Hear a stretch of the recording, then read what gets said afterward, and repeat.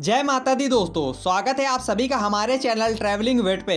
दोस्तों, वैष्णो देवी आकर माता रानी के दर्शन करने का सपना तो आप सभी का होगा। तो आज मैं बताने वाला हूं कि कैसे आप यहां पहुंच सकते हैं, बजट में कैसे रुक सकते हैं, खाने की क्या व्यवस्था है, यात्रा पर्ची कहां से लें और माता के भवन तक कैसे पहुंचे, और सबसे जरूरी बात, बजट में इस यात्रा को कैसे करें। तो आइए साथियों, सबसे पहले बात करते हैं कि आप यहाँ कैसे पहुँच सकते हैं। तो आप अपने शहर से ट्रेन पकड़िए और पहुँच जाइए वैष्णो देवी कटरा रेलवे स्टेशन। अगर आपको वैष्णो देवी कटरा के लिए ट्रेन नहीं मिल रही है तो आप जम्मू तावी आ जाइए। दोस्तों, जम्मू तावी से कटरा की दूरी लगभग 52 किलोमीटर है। जम्मू तावी स्टेशन के बाहर ही बस स्टैंड है, जहाँ से आपको कटरा की बसें आसानी से मिल जाएगी, जिसका फेयर लगभग 100 रुपए है और 1.5 से 2 घंटे में बस आपको कटरा बस स्टैंड पहुँचा देगी। अब बात करते हैं फ्लाइट से आप कैसे पहुँच सकते हैं। तो उसके लिए आपको जम्मू एयरपोर्ट आना होगा। दिल्ली से आपको लगभग 4,500 में फ्लाइट्स मिल जाएगी। फिर वहां से आप बस या कैब लेकर पहुंच सकते हैं कटरा बस स्टैंड। अब साथियों, बात करते हैं कि यात्रा पर्ची हम कहां से बनवा सकते हैं। तो उसके लिए साथियों, आपको कटरा बस स्टैंड के पास में ही यात्रा पर्ची काउंटर मिल जाएगा, जहां से आपको निःशुल्क यात्रा पर्ची मिल जाएगी। दोस्तों, सेकंड ऑप्शन है maavaishnodevi.org की वेबसाइट में जाकर आप ऑनलाइन निःशुल्क यात्रा पर्ची ले सकते हैं। अब आपको यात्रा पर्ची मिल गई है तो बात करते हैं रहने की क्या व्यवस्था है। तो वैसे तो कटरा में कई सारे होटल्स हैं जिसका प्राइस 1200 से 1500 रुपए है, लेकिन आपको बहुत कम बजट में रुकना है तो उसके लिए आप जा सकते हैं मां वैष्णो देवी ट्रस्ट की तरफ से निहारिका कॉम्प्लेक्स में, जहां पर आपको 100 रुपए में डॉर्मेट्री बेड आसानी से मिल जाएंगे। दोस्तों, अगर आप फैमिली या ग्रुप के साथ में है तो यहाँ पर आपको एसी नॉन एसी रूम की भी सुविधा है, जिसकी बुकिंग आप ऑनलाइन भी कर सकते हैं माता की वेबसाइट में जाकर। सेकंड ऑप्शन है JKTDC यात्री निवास। यहाँ पर भी आपको 600 से 800 में अच्छे रूम्स मिल जाएंगे। दोस्तों, अगर आप कटरा में ना रुककर अर्धकुमारी या माता के भवन में रुकना चाहते हैं तो उसकी बात मैं बाद में करूंगा, लेकिन सबसे पहले बताता हूं कि यहां आने का सबसे अच्छा समय क्या है। तो अगर आप भीड़ से बचना चाहते हैं तो नवरात्र अवॉइड करें, रैनी सीजन में आप बिल्कुल भी मत आएं। इसके अलावा पूरे साल आप कभी भी आ सकते हैं, लेकिन दोस्तों बेस्ट टाइम टू विजिट है अक्टूबर से मार्च। साथियों, अब बात करते हैं कि माता के भवन तक आप कैसे पहुंच सकते हैं। तो उसके लिए आपको 20 से 25 रुपए का ऑटो लेकर आना होगा बाणगंगा चेक पोस्ट, जहां पर आपको यात्रा पर्ची का स्कैन किया जाएगा। इसके बाद ही आप यात्रा के लिए आगे बढ़ पाएंगे। दोस्तों, माता के भवन तक जाने के लिए 2 मार्ग है। एक नया ताराकोट मार्ग, जिसकी बाणगंगा से दूरी लगभग 14 किलोमीटर है, और दूसरा है साथियों बाणगंगा।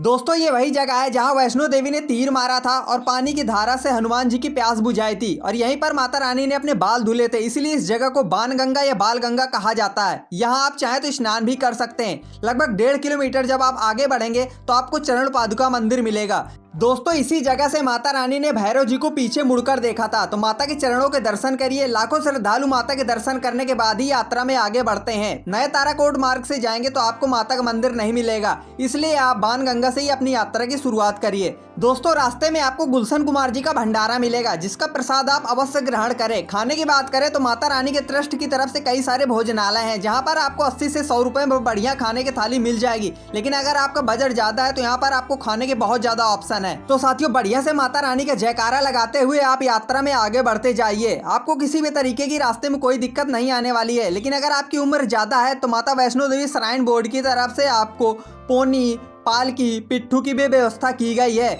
जिसके प्राइस कुछ इस प्रकार हैं। आप वीडियो को पॉज करके आसानी से प्राइस देख सकते हैं। लेकिन दोस्तों, मैं रिकमेंड करूंगा कि अगर आप चलने में सक्षम हैं तो आप माता रानी का जयकारा लगाते हुए आगे बढ़िए। आपके कदम ऑटोमेटिक आगे चलते जाएंगे और आपको पता ही नहीं चलेगा कब आप अर्धकुमारी पहुंच गए। अर्धकुमारी वही जगह है दोस्तों जहां पर माता रानी ने 9 महीने वास किया था इस गुफा में, इसलिए इसे गर्भजून गुफा भी कहा जाता है। दोस्तों, अगर आपको अर्धकुमारी गर्भजून के दर्शन करने हैं तो आपको एक ग्रुप नंबर लेना होगा, जिसमें आपको 12 से 14 घंटे या उससे ज्यादा लग सकते हैं अगर भीड़ हुई तो।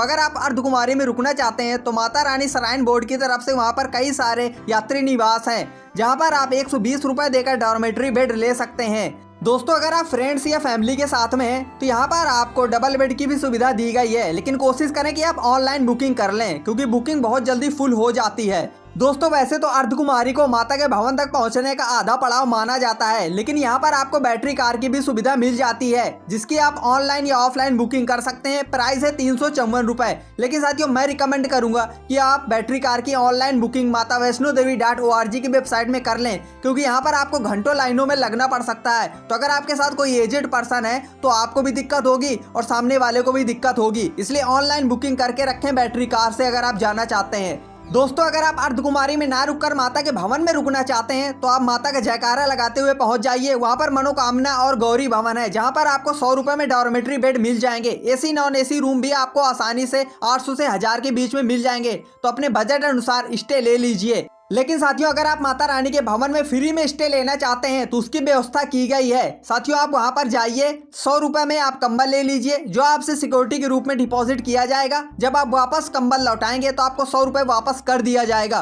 तो आराम से आप फ्री स्टे ले सकते हैं और माता रानी के दर्शन कर सकते हैं। साथियों माता के दर्शन करने के लिए आपको ज़्यादा लाइन में नहीं लगना पड़ेगा। ज़्यादा से ज़्यादा भीड़ होगी तो आपको आधे घंटे में अच्छे दर्शन हो जाएंगे।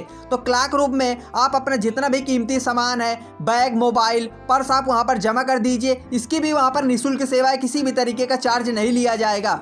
दोस्तों अब आपके माता रानी के दर्शन सफलतापूर्वक हो गए हैं तो आप 100 रुपए का रोपवे का टिकट लीजिए और बढ़िया एक्सपीरियंस करते हुए पहुंच जाइए प्राचीन भैरव जी मंदिर पर। साथियों माना जाता है जब तक आप भैरव जी के दर्शन नहीं करेंगे माता रानी की ये यात्रा आपकी अधूरी ही रहेगी। दोस्तों इसके साथ ही अगर आपके पास रोपवे का भी टिकट नहीं है, आप नहीं लेना चाहते हैं, तो आप पैदल मार्ग से ही भैरव जी के दर्शन कर सकते हैं। दोस्तों माँ वैष्णो देवी की यात्रा के लिए जगह जगह पर दिशा निर्देश दिए गए हैं। तो अगर आप अकेले यात्रा कर रहे हैं तब भी आपको माता की यात्रा के दौरान किसी भी तरीके की कोई दिक्कत नहीं आने वाली है।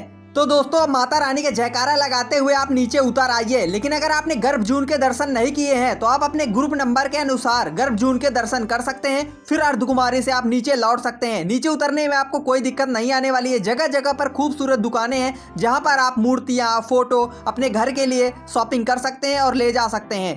दोस्तों माँ वैष्णो देवी के दर्शन करने के लिए आपके पास 3 डे और 2 नाइट सफिशिएंट है, जिसमें आप एक रात कटरा रुक सकते हैं और दूसरी रात आप अर्धकुमारी या माता के भवन में रुक सकते हैं और 3 दिन में आपके आसानी से दर्शन हो जाएंगे। साथियों कई लोग तो 2 डे और 1 नाइट में भी दर्शन कर लेते हैं, लेकिन अगर ज्यादा भीड़ हुई और फैमिली के साथ अगर आप हैं तो आपको दिक्कत आ सकती है और गर्भजून के भी दर्शन आपके छूट सकते हैं। तो साथियों अब आखिरी में बात करेंगे कि माता रानी के दर्शन करने के लिए आपका कुल कितना खर्चा लगेगा। तो दोस्तों मैं बजट बताने वाला हूं कि अगर आप दिल्ली के आसपास से आ रहे हैं तो 400 में आपको स्लीपर ट्रेन मिल जाएगी। बाकी अगर आप एसी से आ रहे हैं या फ्लाइट से आ रहे हैं, जिस भी शहर से आ रहे हैं, तो ट्रांसपोर्टेशन का खर्चा आप ऐड कर लीजिएगा। तो साथियों स्लीपर ट्रेन का हो गया 400। अब अगर आप जम्मू तावी आ रहे हैं तो आपका 200 रुपये बस का आने जाने का हो गया। दोस्तों अब बात करें खाने की तो 3 दिन में आपका 1000 रुपये में हो जाएगा, क्योंकि साथियों भंडारे भी आपको मिल जाते हैं। इसके बाद साथियों ट्रांसपोर्टेशन की बात करें लोकल तो ऑटो का आपका 100 रुपये से 150 में हो जाएगा। इसके बाद साथियों अगर होटल्स की बात करें तो अगर आप डॉर्मेट्री में रुकेंगे तो 3 दिन में अगर आप स्टे लेंगे तो 300 हो जाएगा, लेकिन मैं ऐड कर लेता हूँ 500 रुपये आपके मिसलिनियस हो गए। जैसे आप प्रसाद लेंगे, घर के लिए फोटो मूर्तियाँ लेंगे। तो साथियों आप इस यात्रा को अगर आप बजट में करेंगे तो 2 से 2500 में कर लेंगे, लेकिन अगर आप बहुत अच्छी तरीके से होटल से लेंगे तो 3500 पर पर्सन में ये यात्रा हो जाएगी। दोस्तों अगर आपके पास 2 दिन एक्स्ट्रा है तो पहले दिन आप शिवखोड़ी और दूसरे दिन आप पटनी टॉप हिल स्टेशन जा सकते हैं, लेकिन इसमें आपका खर्चा बढ़ जाएगा। दोस्तों अगर आप इन 2 टॉपिक में सेपरेट वीडियो चाहते हैं तो कमेंट करके बता दीजिएगा। वीडियो को लाइक करिए और शेयर करिए उन दोस्तों के साथ जिनके साथ आप माता रानी के दर्शन करने आना चाहते हैं। जय माता दी।